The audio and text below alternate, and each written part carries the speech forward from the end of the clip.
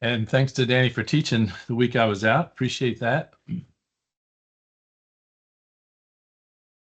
All right, let's see. We are in Proverbs. Those who've been out, we're in Proverbs.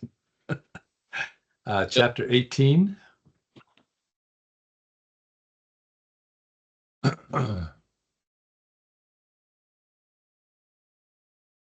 So we've got kind of a new section here started in chapter 18.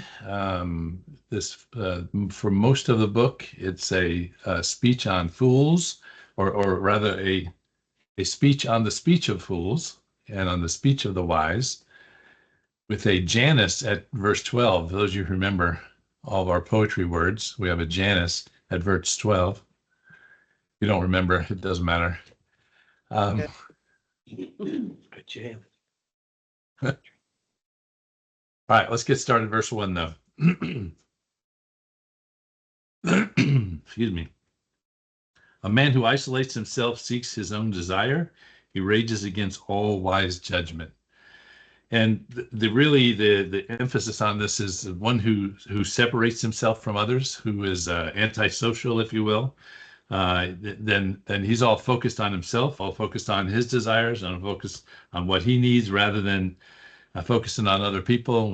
We'll see more about that as we go through. But he's only seeking, what's interesting to him, and he's all about himself. He's a pitiful person, honestly. And he wages against all wise judgment, right? He'd rather quarrel with sound judgment than, you remember last time we talked about focusing on love, focusing on the relationship, and this person doesn't care about that. He's isolated himself.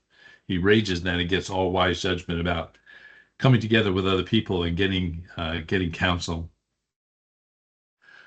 Verse 2. The fool has no delight in understanding, but is expressing his own heart. So we're getting a little bit of these verses are connected, as we'll see in a minute. But you talk about this person who isolates himself.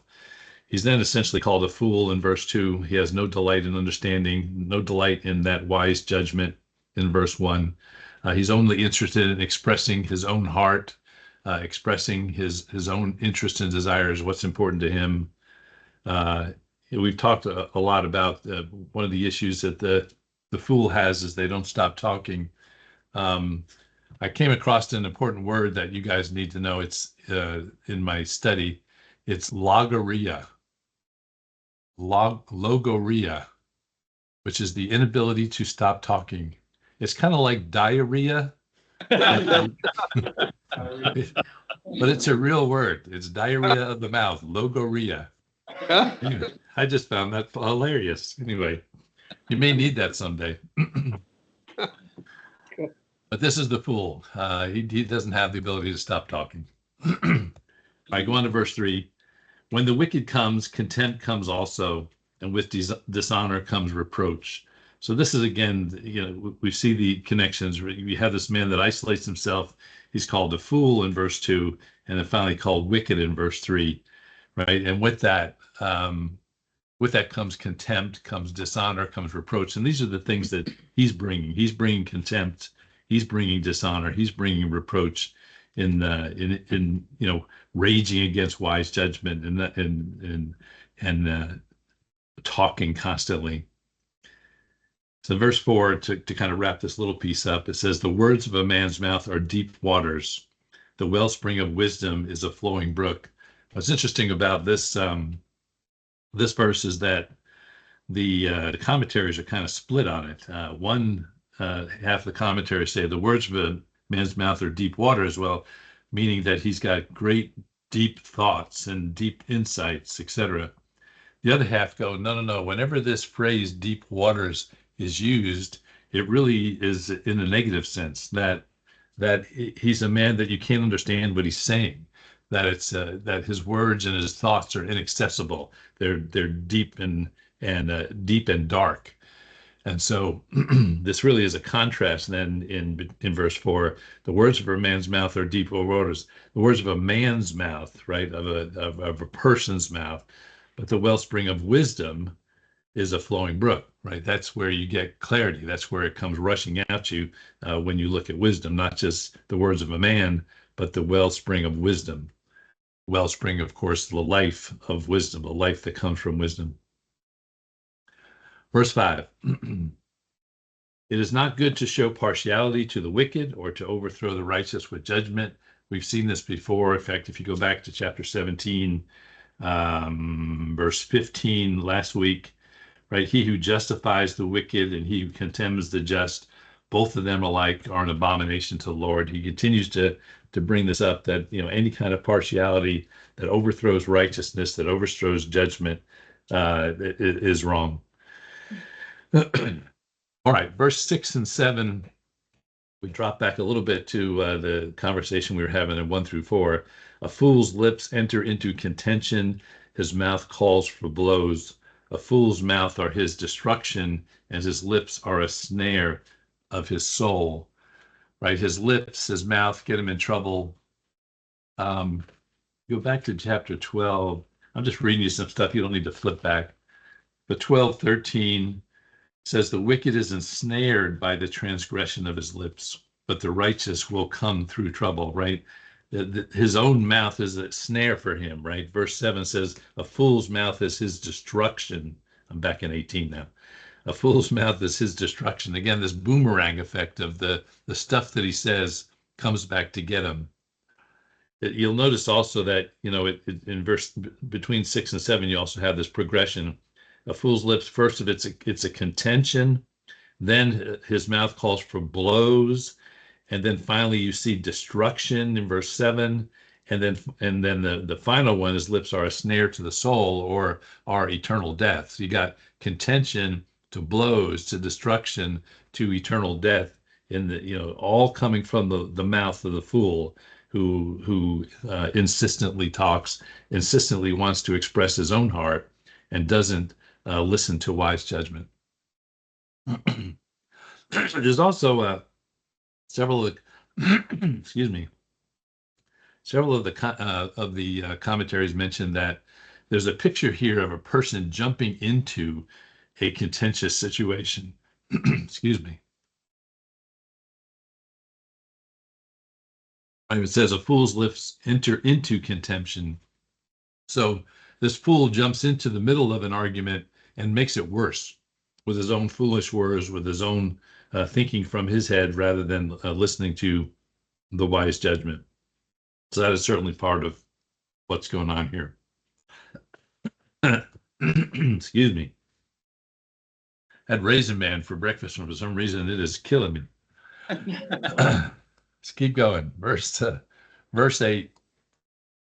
The words of a talebearer are like tasty trifles, and they go down into the innermost body. The words of a talebearer. So here you're talking about a liar. You're talking about a slanderer. And what's interesting, it says that the words of a talebearer are like tasty trifles, right? They sound good. They taste good. So the way to think about this is, when someone is talking to you and slandering someone else, it often sounds good to us, right? We want to get, oh yeah, that guy is a jerk. That guy is a loser. Oh, by the way, it's all his fault that these things have happened, right? That rather than take blame upon ourselves. So the words of a slanderer, the words of a talebearer, they sound good. They sound appealing. But the end there, though, is they go down into the inmost body. I want to show you. There's another, and you can look if you like. But in Psalm chapter 55, you find it here. Psalm chapter 55, verse 21. It says, "The words of his mouth were smoother than butter, but war was in his heart. His words were softer than oil, yet they were like drawn swords." I think that's what he's talking about here, right? That the words, they taste like tasty trifles. They sound good to us, but then there's drawn swords in there, right? They're actually bringing contention and strife. The interesting part, though, is this second part. They go down into the inmost body. Mine says. Do you have a different phrase there at the end of verse 8? Say that again. I couldn't hear it. Innermost parts of the belly. Okay. Any other?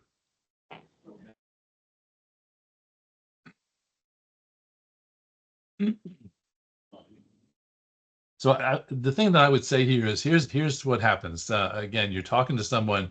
He's saying, "Oh yeah, I heard this guy was a real problem. This guy is, he's the real issue. He's a loser, whatever it is." And those thoughts and ideas get stuck in your brain. They get stuck in your gut. It says they go down to the inmost body, and then we have trouble actually getting a good balanced view of that person because we have listened to a slanderer, we have listened to someone who brings forward an ill report before we actually understand the whole implication, the whole situation.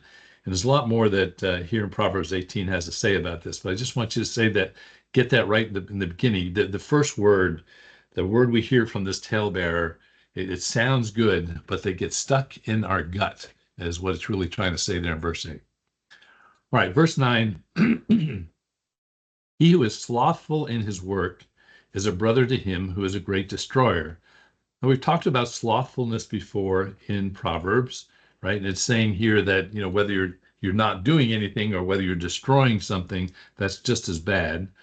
But in context of what we're reading about here in chapter 18, I think what he's really trying to say is if you're slothful in terms of your words, if you're slothful in how you respond, then you're not coming to the aid of your brother. So again, someone comes to you, says, "Hey, I understand that so and so is a real jerk, that he's the one who caused all this trouble," and you just take it in rather than say, "Hey, maybe we need to get more data.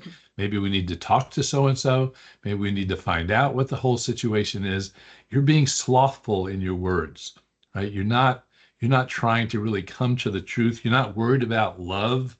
You're not worried about the relationship. And so it's just as bad as the one who says it if you don't respond and react in a way that pushes back a little bit against what the person is saying. So I think that's why that verse is here in the midst of these other things.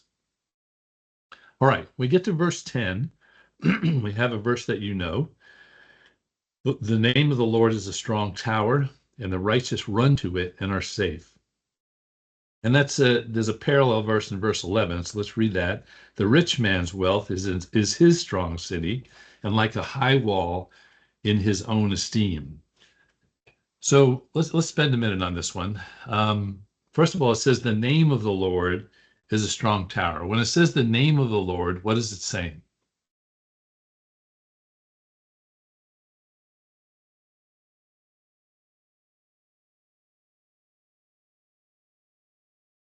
It's very quiet.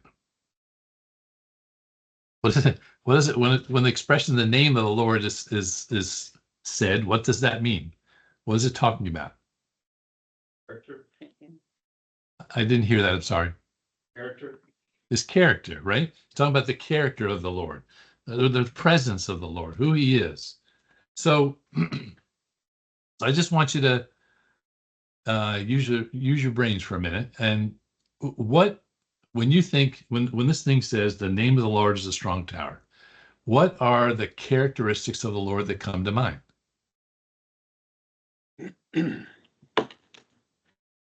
Love. Love. Protection. Protection. Great. Grace. Provision. Yeah. Provision. Faithfulness. Good. Mercy. I didn't hear it. Mercy. Mercy. Power. Power.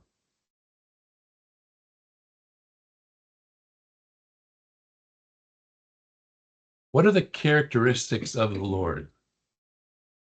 What else? What are the characteristics of the Lord? Holiness. Holiness. Good. Giving. Giving. Just. Yep. Just. Everlasting. Everlasting. Is that what you said? Yeah. Mm-hmm.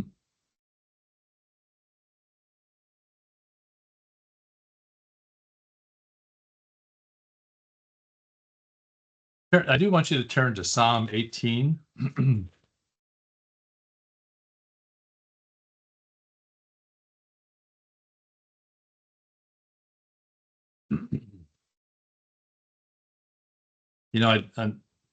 Unfortunately, we take our God for granted, and it should not be so hard to think about what are his characteristics and who is he, how is he, and why is he, and what is he.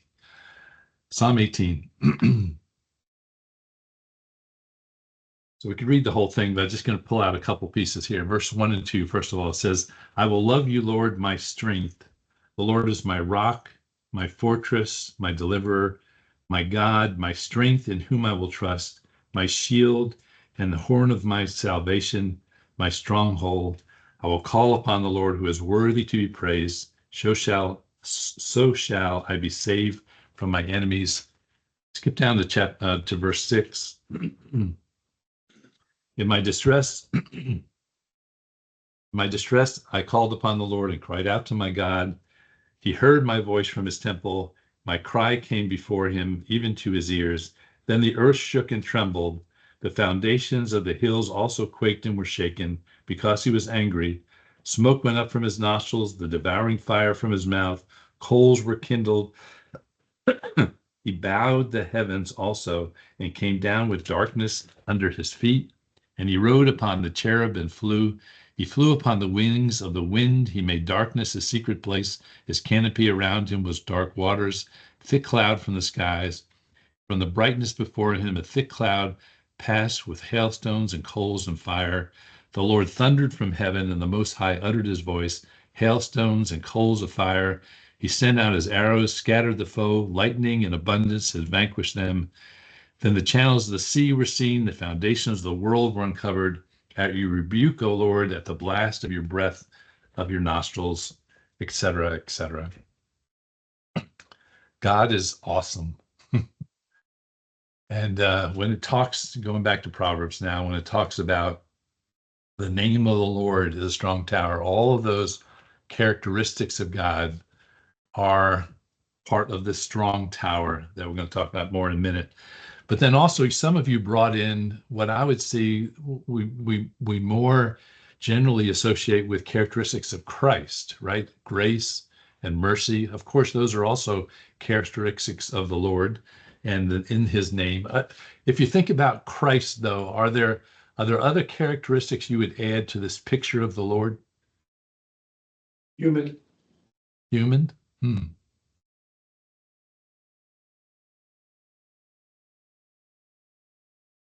Passion.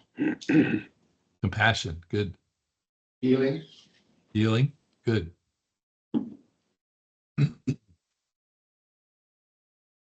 Long suffering. Good.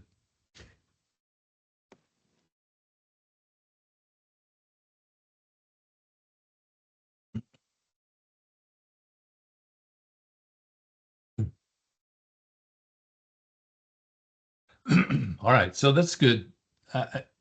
Again, I think we take God for granted, and we don't ponder enough who He is, and just His character of Him.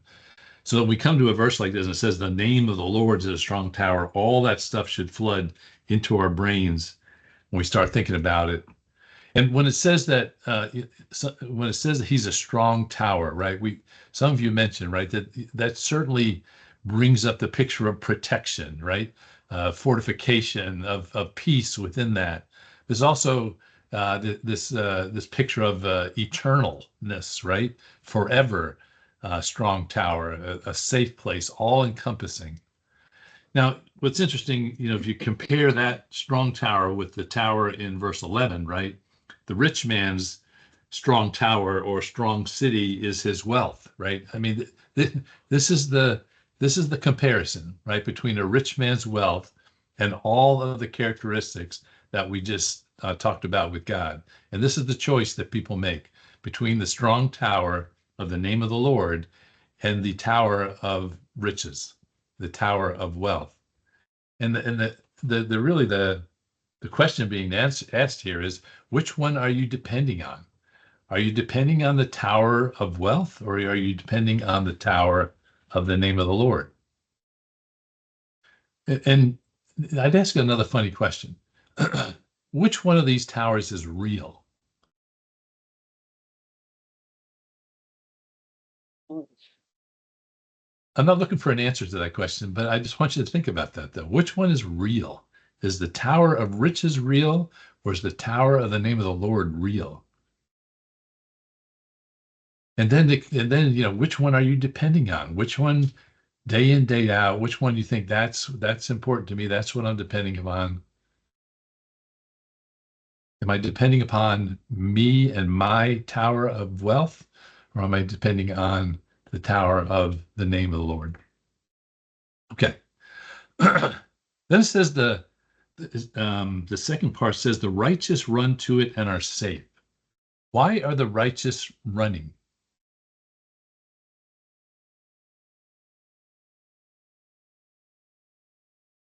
Are they running away from something, or are they running to something? It's both. You're running away from sin and you're running towards safety. Yeah, good. That I believe is the right answer. And certainly in context, they're running away from the slanderer and the liar, right? But they're running away from sin. They're and running to this name of the Lord, running to this tower of protection, right? I think both of those things are true. Now, you notice that only the righteous are running to the tower, right? It's the righteous that are running to the tower. Now, so what does it mean to run to the tower? The righteous are running to the tower. What does that mean? What does that mean for us?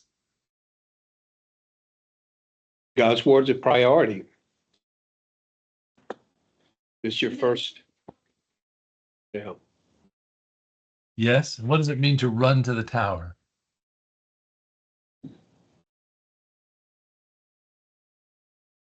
I don't think it means physically you run to something, but I think you're seeking God's wisdom, his guidance, his protection. You're just seeking the characters we talked about. I don't think you're physically running to it, but as Christians, we know that's where everything comes from. You have to know where to go. Yeah. You have to know where the tower is. Good. Any other thoughts on it? Okay.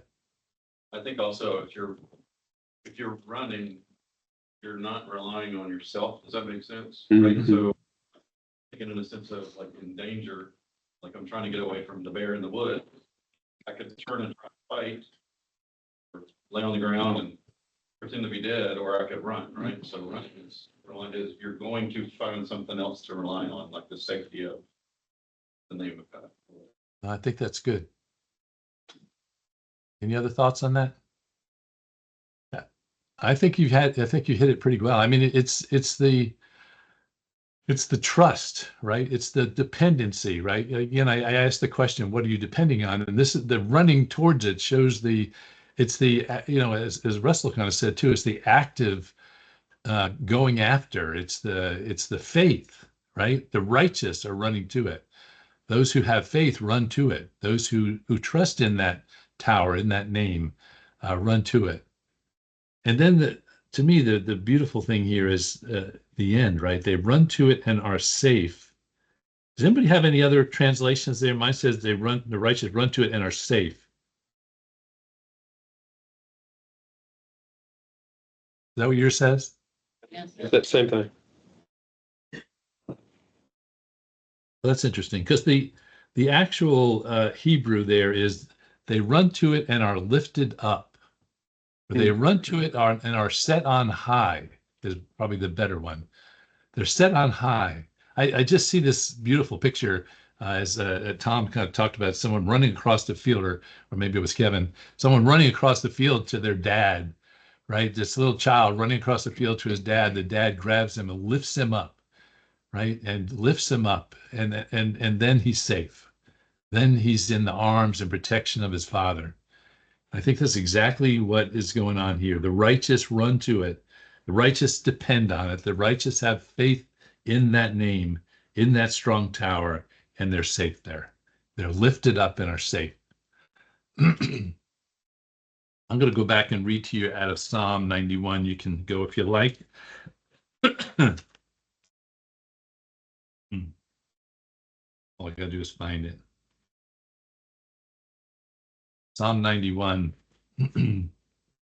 verse 1 says, He who dwells in the secret place of the Most High shall abide under the shadow of the Almighty. I will say to the Lord, He is my refuge and my fortress, my God, in Him I will trust. And then down in verse 14, it says, because He has set His love upon me, therefore I will deliver him. I will set him on high, because he has known my name. He shall call upon me, and I will answer him. I will be with him in trouble. I will deliver him and honor him. With long life I will satisfy him and show him my salvation. I mean, it's amazing to me sometimes the stuff that's in the Old Testament that just so reflects the reality of our salvation today. And that is certainly one of them. So this is the name of the Lord is a strong tower. The righteous run to it and are safe. The rich man's wealth is his strong city, and like a high wall in his own esteem, in his own mind, in his own brain, right? That wealth is going to protect him. That wealth is going to keep him safe. But we know there's no comparison between the name of the Lord and the rich man's wealth. You know, it's interesting. We use weird words, right? When we talk about someone's riches or wealth, we say, you know, how much is he worth? Right? Which is just the dumbest thing to say. How much is he worth? Right? Because worthiness has nothing to do with money. But we use funny words. All right, verse 12. Before destruction, the heart of a man is haughty, and before honor is humility. Again, we've dealt with this issue before, but this whole idea of false protection, if you will, you go back to, 10, 11, right? That you have the man who's depending upon wealth. He's depending upon his high wall and his own esteem, his haughtiness. And before destruction comes that haughtiness, that assumption that I am great, I am good because of all that I've accumulated. And verse 12 says, no, before destruction, the heart of a man is haughty, but before honor is humility, right? And we've, we've gone over this over and over again. Let me just show you a couple places. 16:5 says, everyone proud in heart is an abomination to the Lord. Though they join forces, none will go unpunished. The proud in heart is an abomination to the Lord. 16:18 says, pride goes before destruction, a haughty spirit before the fall, right? So very similar to what we're reading here. In verse 12, before destruction, the heart of a man is haughty. There's pride there. But before honor is humility. So again, to me, that just takes, I keep going back to the Beatitudes, right? Poor in spirit. Before honor is humility. Verse 13. He who answers a matter before he hears it, it is folly and shame to him. Answering before hearing. Answering before understanding. So this is you and me in a conversation when someone is arguing with us and we're not even listening to what he's saying, we're just preparing our response, right? We're just in our head, we're just thinking, what am I going to say? Here's how I'm going to frame it, right? We have no idea what the person is actually saying to us. And this is really saying he who answers a matter before he hears it, before he really understands it, is folly and shame. We're going to come back to this verse in a minute because it's connected to another one. Because you're not really listening. You're not really paying attention, not really trying to get to what's going on. Right, which takes us all the way back to verse 2, right? A fool has no delight in understanding, but only expressing his own heart. All right, verse 14, the spirit of the man will sustain him in sickness, but who can bear a broken spirit? If you go back to chapter 17, we saw this before in verse 22, right? A merry heart does good like a medicine, but a broken spirit dries the bones. So I have to be real careful with this verse, but I have to be real careful with this verse because you're really talking about a broken spirit here. And in his context of a broken spirit, he's talking about one who is not listening to the Lord and therefore is broken, right? Is not paying attention to what God is saying and therefore is in a sense of depression, is in a sense of not knowing what he should do because he's not paying attention to the Lord. And that's what he's talking about here, that kind of broken spirit. Now, in Psalms, and I can't remember, maybe it was Tom who brought this up last time we were studying this, right? It talks about a broken spirit God will not despise, right? God doesn't despise a broken spirit. And he's talking there about, again, if you're broken of your own selfishness, God will not despise that. God loves a broken spirit in that sense, right? If you're broken of your own selfishness, of your own pride, then God can help and God can respond. He's not talking here about, depression in general. I did run, as I'm studying this, I did run across some scary facts. It says that if you have depression, you have a 1.8 times higher risk of death than other people, and that you will die 25 years sooner than others.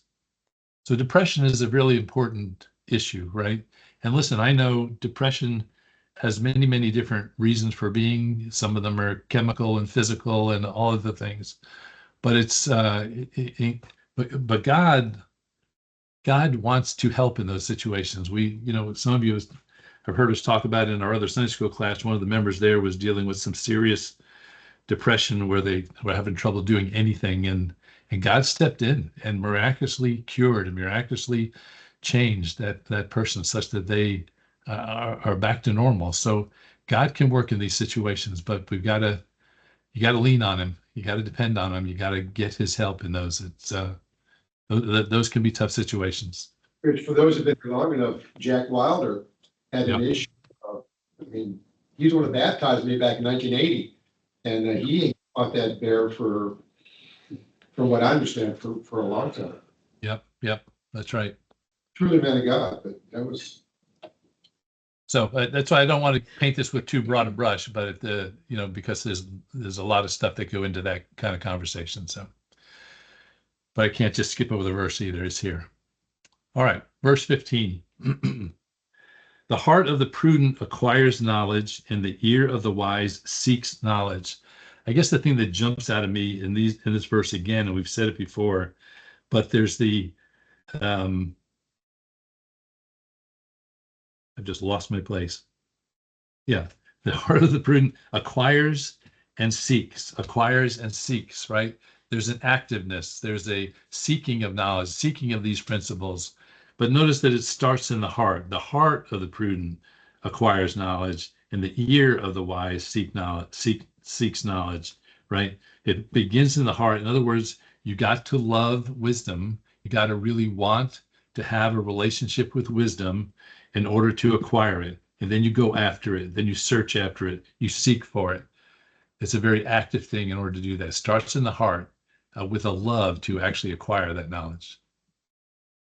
Verse 16. Verse 16, a man's gift makes room for him and brings him before great men. So this was another one the commentaries are all over on. But for me, it's not that complicated. But I mean, certainly in context, right? A man's gift makes room for him. In other words, the point was if you were a rich person, it brought you before great men. You had the ability to get in front of important people because you had riches. That's one way to look at it. However, I think what he's really saying here, in fact, in order to understand it, I'd like us to look at another parable. I want you to go to Luke chapter 16 to also hard to understand verse. Let's understand that one, and then I think this one will maybe jump out at us a little bit better. Luke chapter 16. Get there.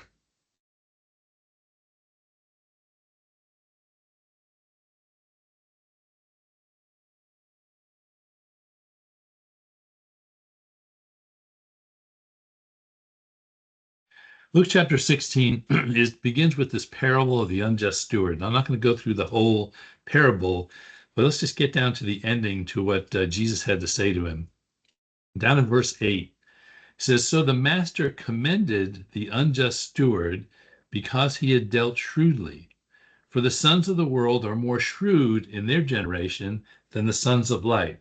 So what Jesus is saying there is the sons of the world sometimes does a better job of dealing with financial issues than the sons of light, than those who know who he is. And he's saying you've got to get better at utilizing your money, of being a steward of your money.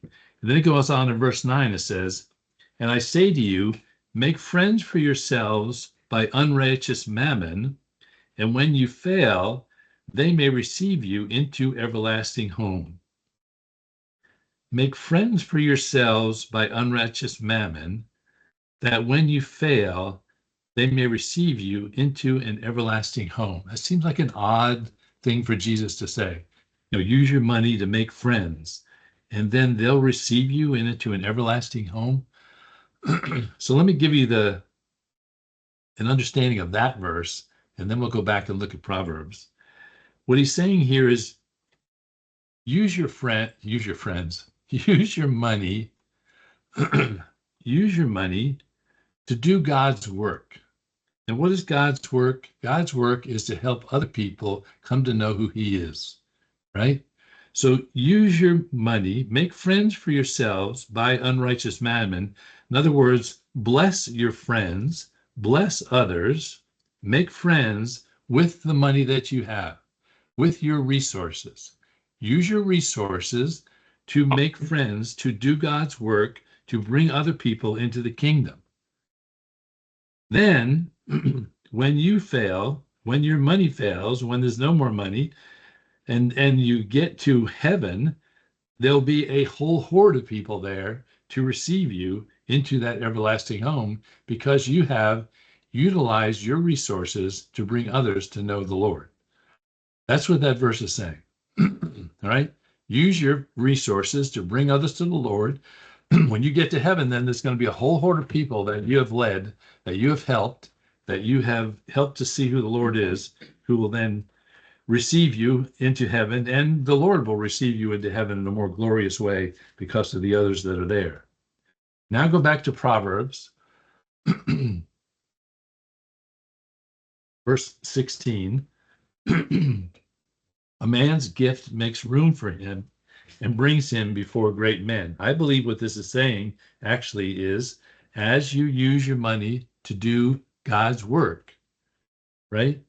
Then you have the opportunity to get before great men. You have the opportunity to lead them to the Lord. You have the opportunity to use those resources to actually do what God wants you to do with them. It gives you opportunities to get before great men and bring them to the Lord.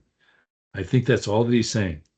Utilize your resources for the Lord's work. Rick, Yeah.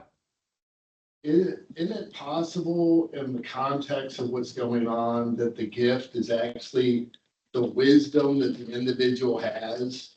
I mean, like, for example, let's say Daniel, because of the great wisdom that God had given him, had audience in front of Nebuchadnezzar to answer the dream that no other individual could answer. I'm just saying that it's possible that these individuals are seeking Lord and seeking wisdom, that they're in a perfect position to help individuals that are going through tough times and have no idea what's going on. Yeah, I think that's an excellent expansion, because I utilize the word resources intentionally, right? Because it's not just money, right? It is the gifts that you have, it is the talents, it is the wisdom that you have, right? In order to actually bring other people to the Lord and help them to understand what they need in their lives. So absolutely agree with that expansion of it. Very good. All right, verse 17. "The first one to plead his cause seems right until his neighbor comes and examines him," right? So this goes back to the comment we were making before, get the whole story, right? Don't try to respond before listening, right? Verse 13 is right. He answers before he hears. And then it takes me also back to verse 8, right? Where you hear a word and it gets stuck in your gut. We don't like to, take the time to actually understand both sides, right? Because the first one to plead, the first thing that gets stuck in your gut that seems right until the neighbor comes and you hear the other side of the story. We as humans, we love simple stories and simple solutions. The problem is they ain't nothing simple when it comes to relationships and when it comes to someone being hurt. There's always a more complicated story. There's also always something else going on.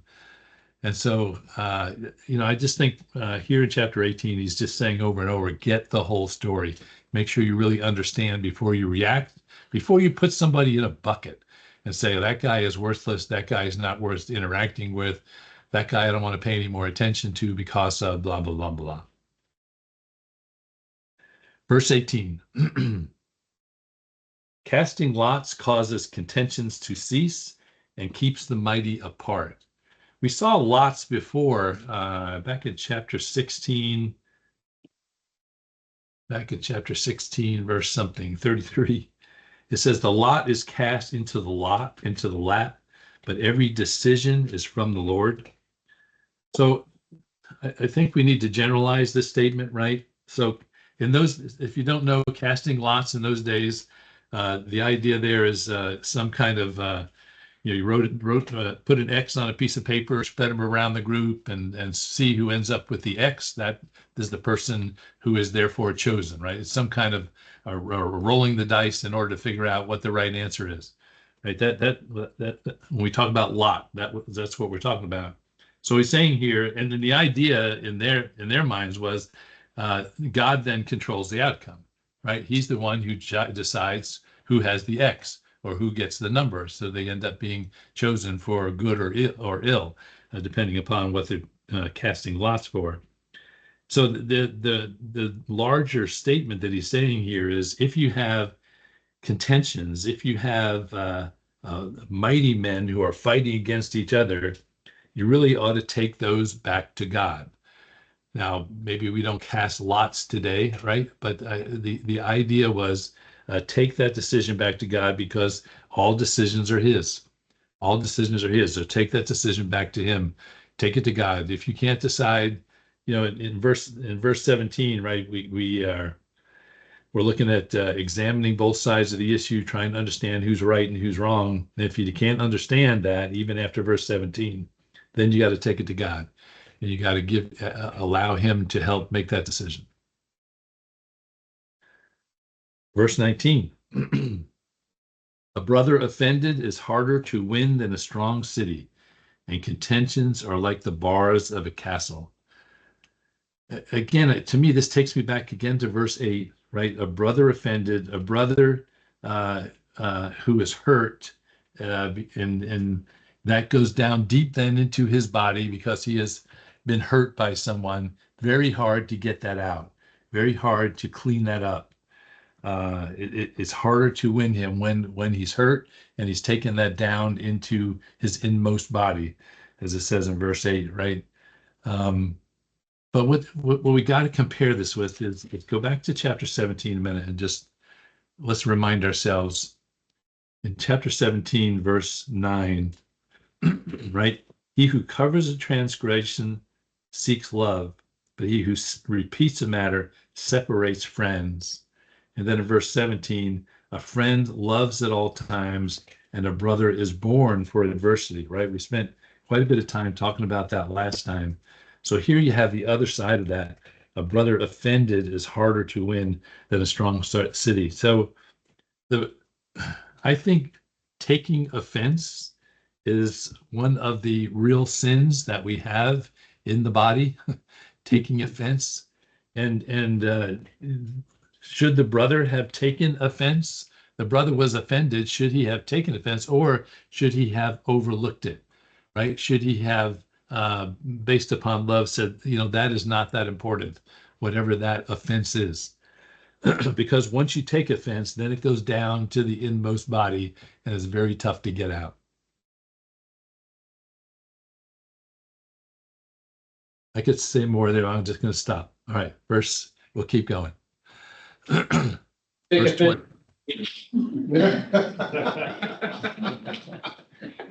I take offense when people leave early, but you know, I'm not gonna worry about that.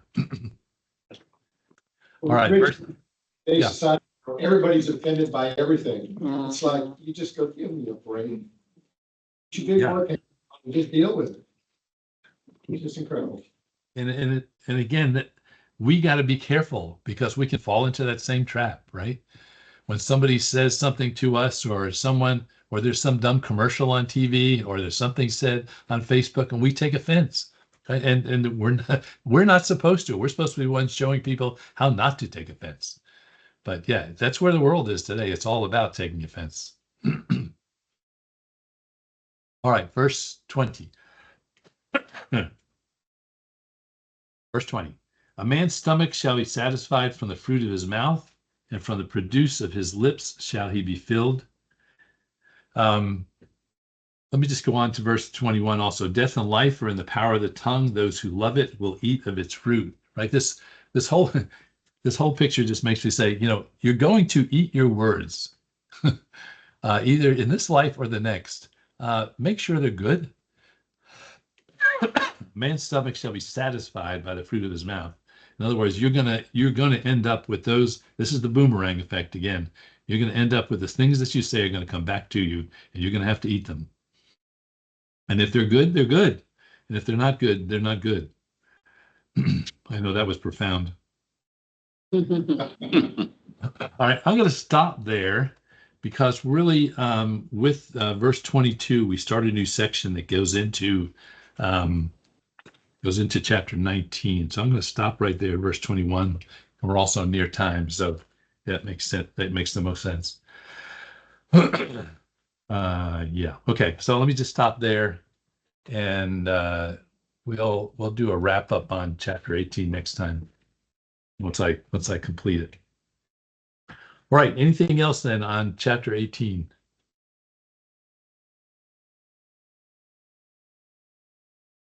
If there's one thing out of chapter 18 that I want you to remember, though, before I get into a summary, but is verse 10, right? The name of the Lord is a strong tower.